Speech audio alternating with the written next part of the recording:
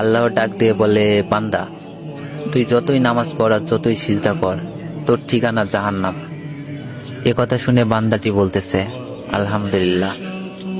আল্লাহ বলে, এই বান্দা, জাহান্নামের কথা শুনে কেউ আলহামদুলিল্লাহ কয়?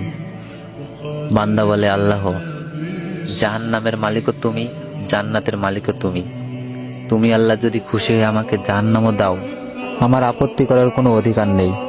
আল্লাহ বলতেছে, বান্দা, জাহান্নামে গেলে তুই পুড়ে যাবি, তোর কষ্ট হবে।